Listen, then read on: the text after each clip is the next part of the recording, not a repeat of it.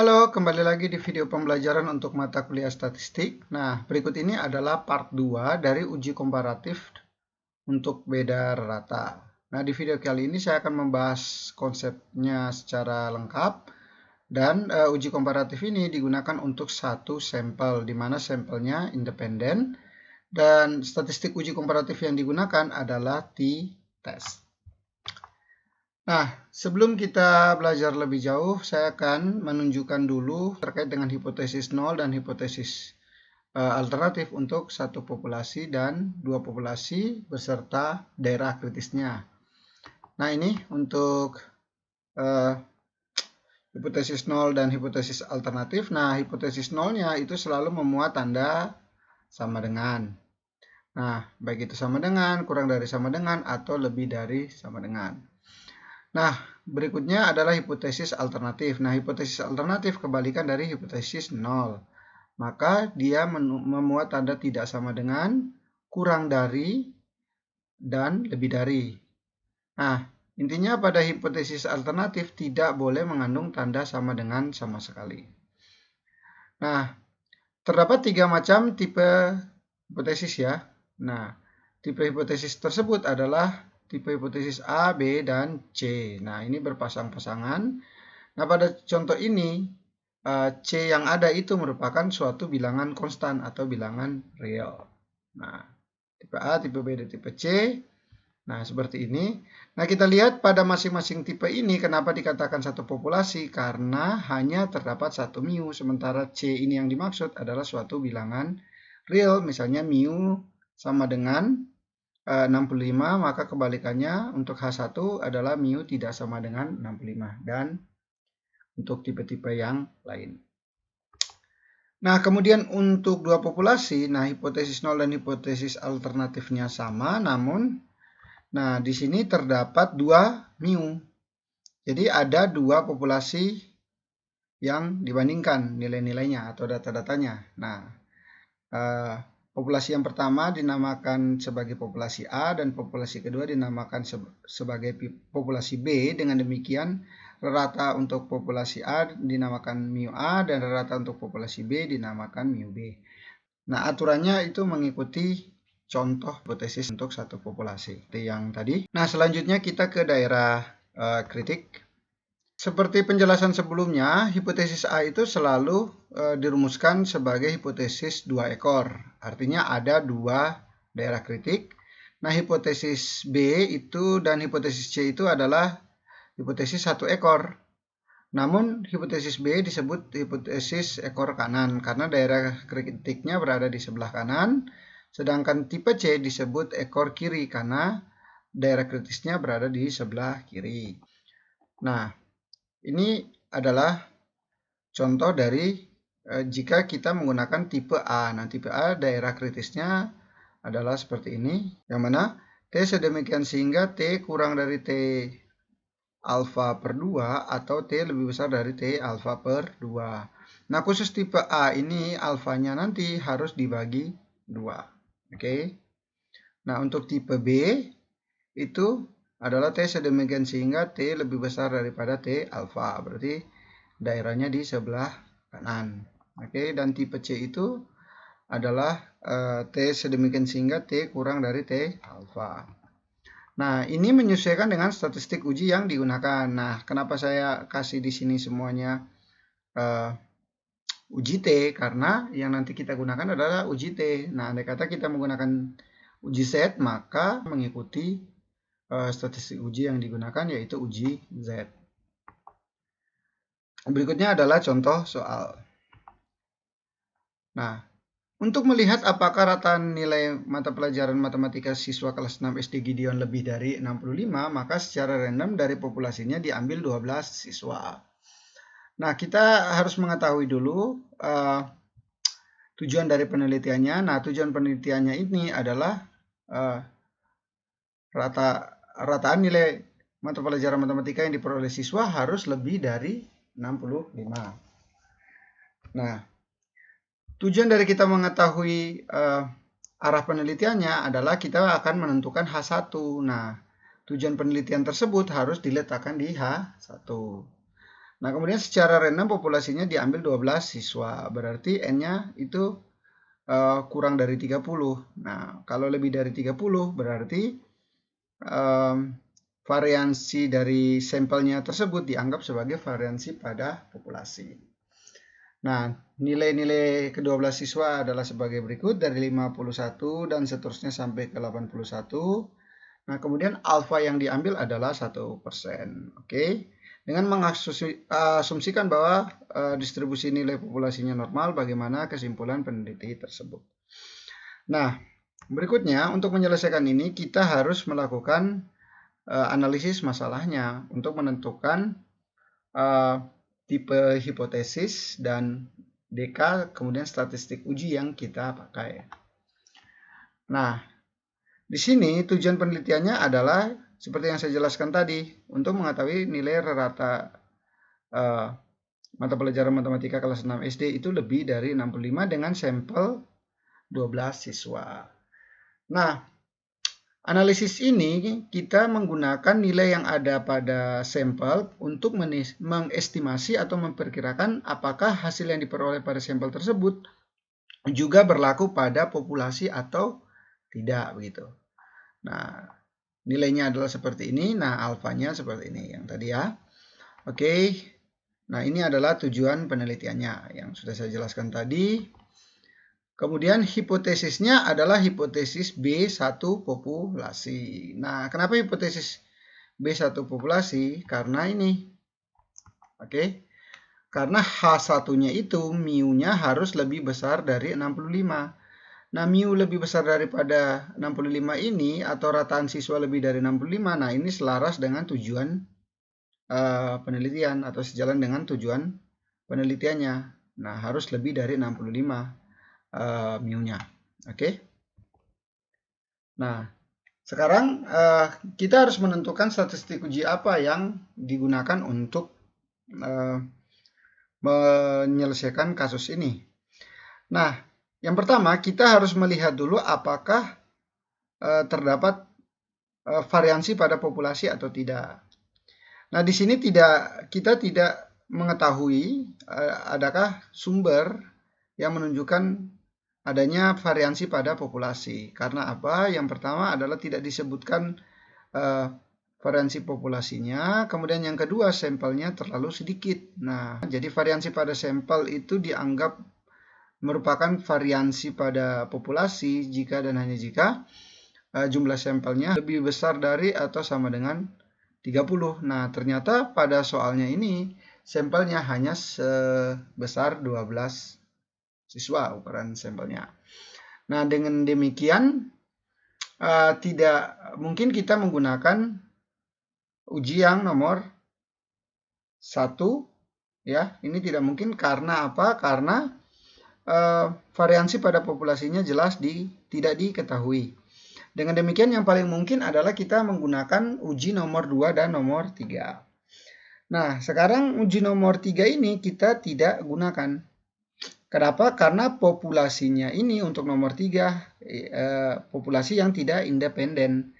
Sedangkan ini populasinya independen. Nah, contoh dari populasi yang tidak independen, nah itu contohnya adalah sampelnya itu berpasangan. Nah, biasanya pada kasus-kasus yang merupakan untuk mengetahui misalnya perbandingan antara hasil yang diperoleh pada pretest dan posttest, sebelum dan sesudah perlakuan. Dengan demikian, kalau kasus sebelum dan sesudah perlakuan itu mengandung arti bahwa kita menggunakan satu populasi, namun data yang kita peroleh ada 2, yaitu data sebelum dan sesudah perlakuan. Berdasarkan uraian tersebut, yang paling tepat untuk kita gunakan adalah statistik uji yang nomor 2.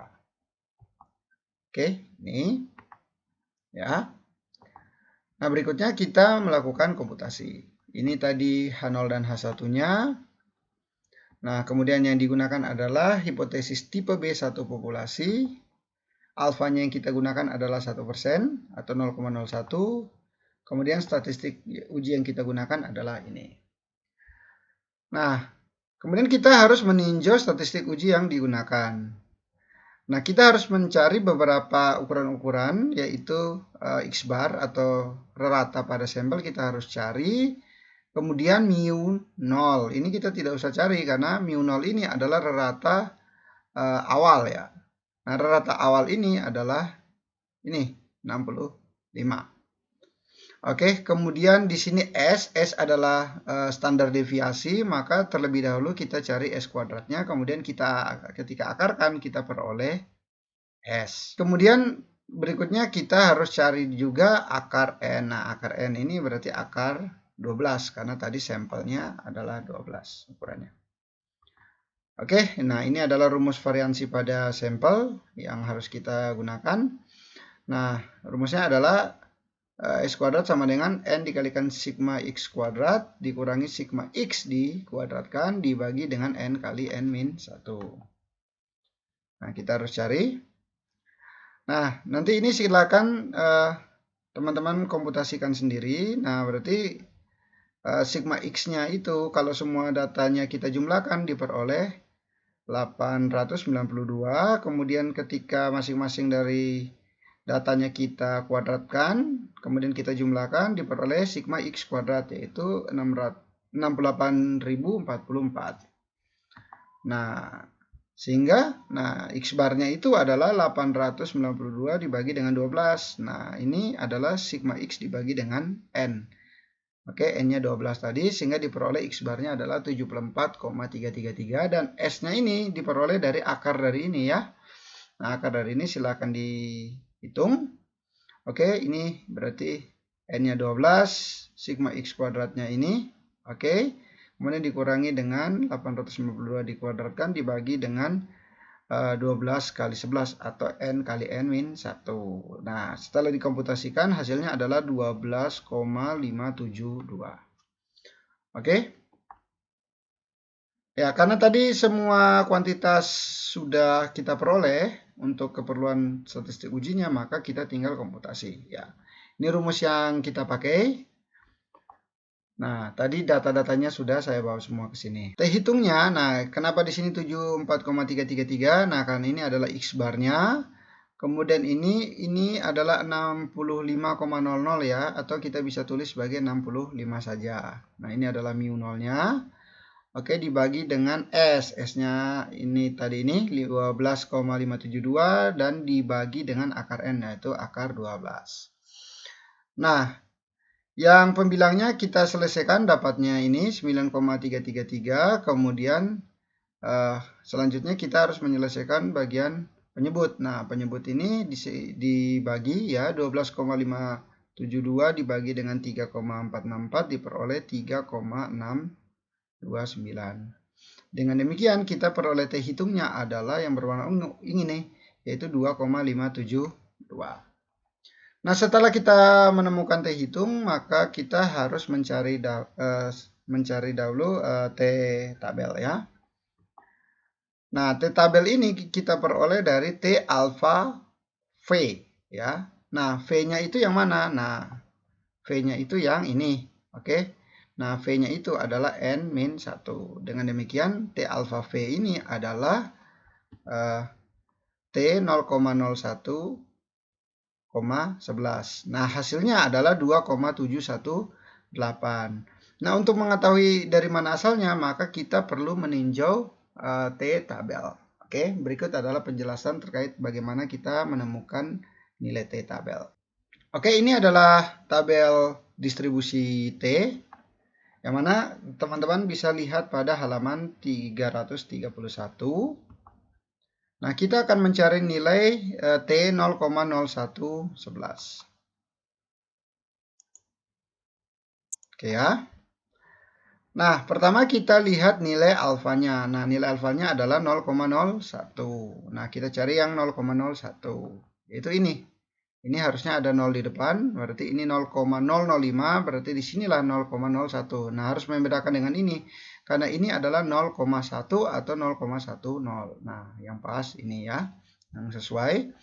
Kemudian kita lihat ke bawah karena kita perlu V-nya itu adalah 11. Nah, V ini adalah degree of freedom atau derajat kebebasan. Biasanya disimbolkan dengan DK, tapi DK kecil. D kecil, K kecil. Karena ketika kita tuliskan itu D besar, K besar, itu menjadi daerah titik.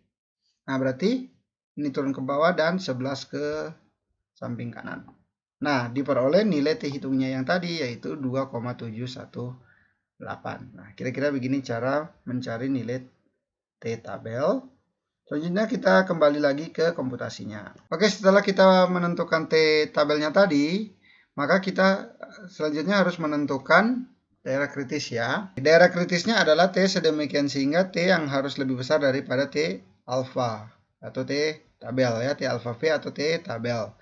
Nah, berarti daerah kritisnya adalah T sedemikian sehingga T lebih besar dari T tabelnya tadi adalah 2,718.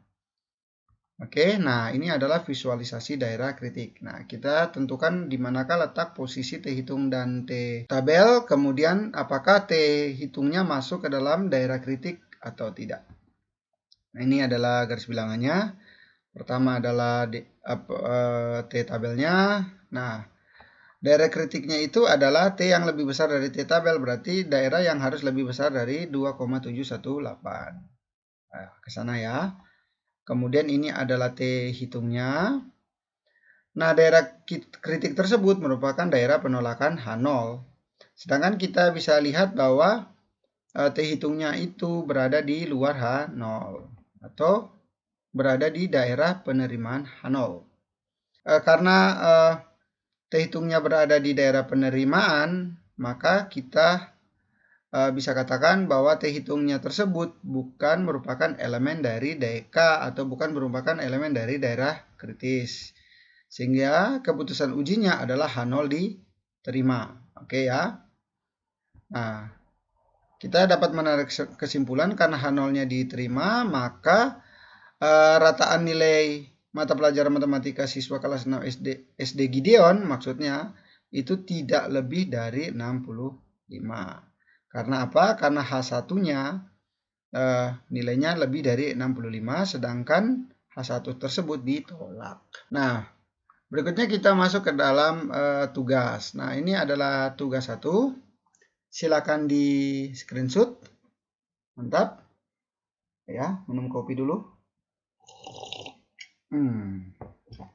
Oke. Berikutnya kita ke tugas 2. Oke, screenshot lagi. Mantap. Selanjutnya kita ke tugas 3. Ya, untuk setiap tugas ini menggunakan statistik uji yang sama.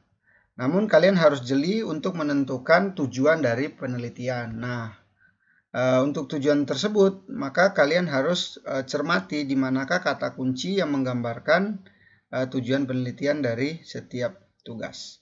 Oke, perhatikan juga alfanya dan perhatikan juga tipe hipotesis yang digunakan dan daerah kritiknya. Oke, mungkin itu adalah penjelasan dari saya. Kurang lebihnya saya mohon maaf. Tetap semangat, tetap kerja keras, Tuhan memberkati.